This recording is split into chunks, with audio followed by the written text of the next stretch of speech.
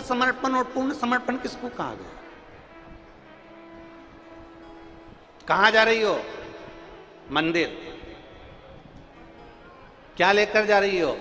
फूल। तुम्हारे घर के बगीचे में फूल लगे हैं? नहीं।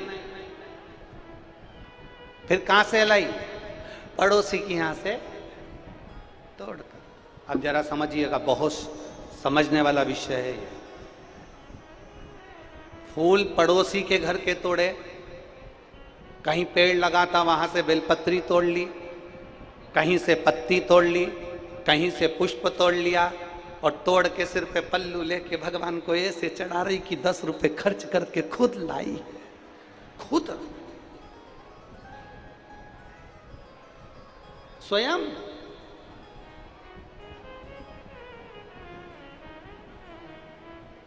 अब बताओ, फूल किसका? बोलते जाओ, जल्दी जल्दी बोलो। पड़ोसी का। पत्ती किसकी? पड़ोसी की। चढ़ा कौन रहा है? तुम। और सरल भाषा में समझ जाओ, पीपल के पेड़ की पूजन करने गई थी, बट सावित्री की पूजन करने गई थी, आंवले के पेड़ की पूजन करने गई थी, माँ किसी की लगी लगाई थाली मिल गई, कंकु रोली मोली चावल हल्दी सब रखा था, और इतने में तुझे लगी लगाई थाली मिल गई, और वो बेचारी महिला तो पूजन कर रही थी और उसी की थाली में से फूल लेके सब चढ़ा दिया। अब बताओ ईमानदारी से, सावित्री मैया खुश होगी तेरे से?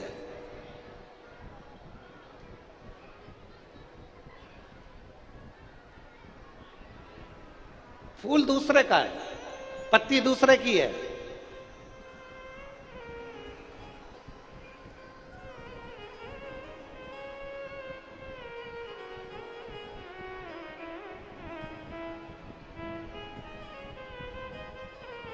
हमारे जो पंडित लोग रहते हैं ना, हम जहाँ ठहरते हैं तो वहाँ हमारे पंडित लोग ब्राह्मण जन जजमान को बता देते हैं कि देखो गुरु जी यहाँ ठहरे हैं, ठाकुर जी की सेवा चलेगी, कल्लू जी की, शालिग्राम जी की सेवा चलेगी, भोलेनाथ जी की सेवा चलेगी।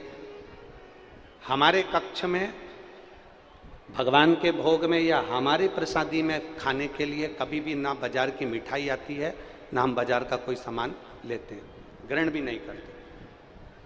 मिष्ठान तो बाजार का होता ही नहीं, लेते ही नहीं, कोई पदार्थ ऐसा बाजार का ना लिया। बाबा की सेवा हो रही है, लाल जी की सेवा हो रही है, तो जजमान को पंडित लोग भी कह देते हैं घर में अगर कोई सामग्री बनी है तो वो आप स्वीकृत होगी, वो भगवान को हम भोग लगा देंगे, वो प्रसाद में आ जाए।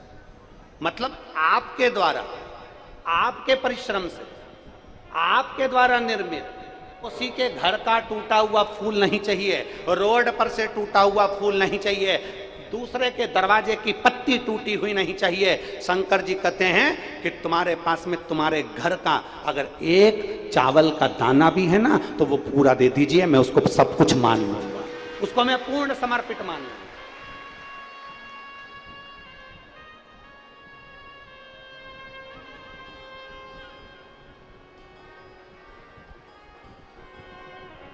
हम उसको पूर्ण समर्पित मानेंगे।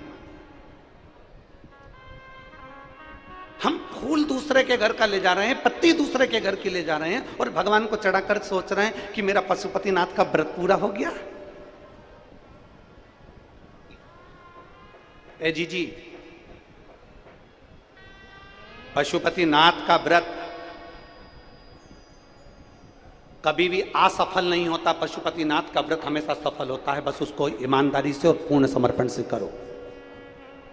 इसलिए हमने पशुपतिनाथ के व्रत में बार बार आप लोगों को कहा, घर में भोजन तैयार करो, मीठे का सामग्री, खीर बनाओ, हलवा बनाओ, सीरा बनाओ, मीठा चावल बनाओ, तुम जो बनाना है वो घर में बनाओ, थोड़ा बनाओ, भले जितना भगवान को भोग लगाना है उतना बनाओ। फिर हमने कहा अपने पास जो हो, जब तुम्हारे 5 व्रत पूर्ण हो जाएं, अपने पास जो हो, फूल हो तो फूल, पंखड़ी हो तो पंखड़ी, मूंग हो तो मूंग, चावल हो तो चावल, 108 वो समर्पित करो जो अपना है, जो अपने पास है। पड़ोसी के घर से तोड़कर पशुपतिनाथ के व्रत में एक फूल भी मत चढ़ाना। अगर बन सके 10 रुपए दिए, 10 रुपए का फूल लिया, 5 रुपए लिए, 5 रुपए का फूल लिया। यहां तक शिव महापुराण की कथा कहती है कि मंदिर में अगर जल चढ़ाने जा रहे हो और पहले तो आप लोग क्या करते थे, जब आप लोगों ने शिव पुराण की कथा नहीं सुनी थी, पूरी दुनिया के लोगों ने जब शिव पुराण की कथा नहीं सुनी थी, तब तक लोग क्या करते थे, मंदिर में से ही पानी भरते थे और शंकर जी को चढ़ाते थे। बोलो सही है कि गलत है? पर जब से लोगों ने शिव पुराण की कथा सुनी, तब से लोग मंदिर का पानी नहीं लेते, अपने घर से जल भर कर लेकर जाते हैं और शंकर जी को चढ़ाते हैं, क्योंकि पूर्ण समर्पण चाहिए। लोग हमसे पूछते हैं, महाराज जी पहले भी हम जल चढ़ाते थे, तब तो महादेव सुनते नहीं थे, आज के समय में हम जल चढ़ाते हैं और महादेव सुनते हैं। सारी समस्या का हल एक लोटा जल।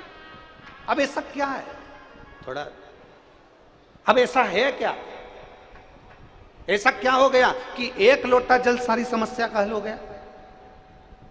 क्या पहले एक लोटा जल सारी समस्या का हल नहीं था?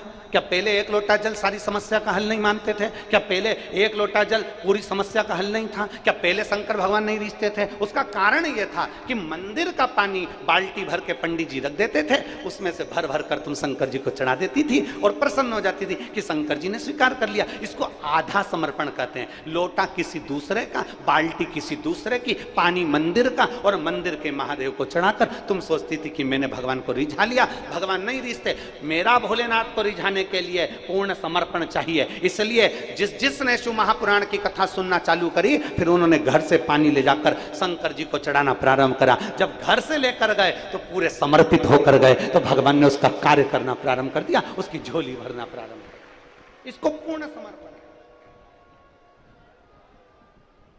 पशुपतिनाथ का व्रत भी करो और तुम कहो कि मैंने तो 4 बार करके देख लिया, भोलेनाथ जी मेरी नहीं सुन रहे। मैंने 5 बार कर लिया, भोलेनाथ जी मेरी नहीं सुन रहे। मैंने सफेद आंकड़े की जड़ बांध ली, भगवान मेरा नहीं सुन रहा। उसका कारण क्या है? तुम्हारी क्यों नहीं सुन रहा? यहाँ